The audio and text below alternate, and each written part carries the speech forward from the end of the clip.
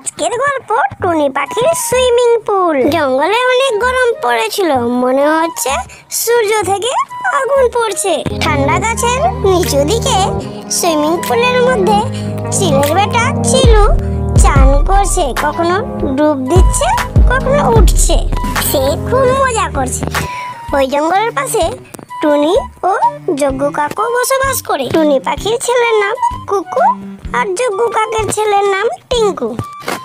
মাম্মা মাম্মা আমায় swimming pool দাও আমাকে, এই গরমের মধ্যে আমি চান করব সুইমিং পুলে। কুকু, তুমি নিজের হোমওয়ার্ক করে নিয়েছো?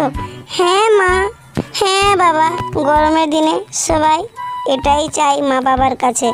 এই বলে টুনি পাখি চলে গেল সুইমিং পুল আনতে কুকুর জন্য। কুকুর মামা চলে গেল কুকুর দিদার বাড়ি।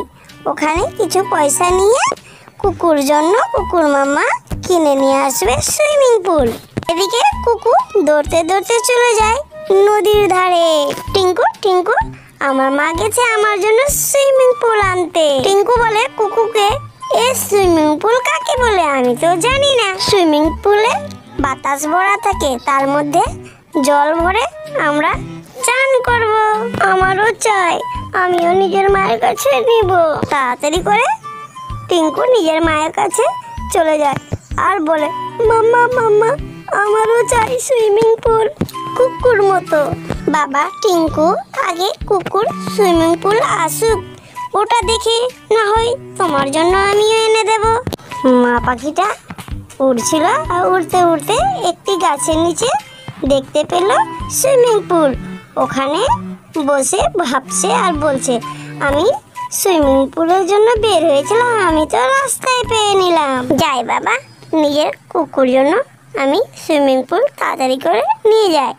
এই বলে চলে গেল নিজের ছেলে কুকুর জন্য সুইমিং পুল নিয়ে বাড়ি। টুনির ছেলে কুকুর খুব আনন্দ সুইমিং পুল দেখে। কখনো সুইমিং পুলে সাঁতার কাটছে আর কখনো ডুব দিচ্ছে। টুনি নিজের ছেলে কুকুকে বলে, এবারে হয়েছে, চলো এবারে বাড়ি সুইমিং পুল নিয়ে। না মা, আমি নিয়ে যাব না, এখানে জল ভরা থাক সুইমিং পুল, উড়বে না বাতাসে। কুকু আর তার মা বাড়ি গেল।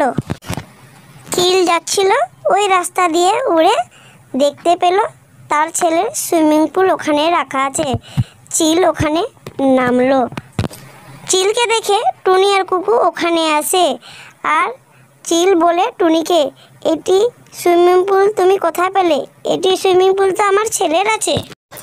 টুনি বলে, না, এটা কুকুর জন্য আমি কিনে নিয়ে এসেছি।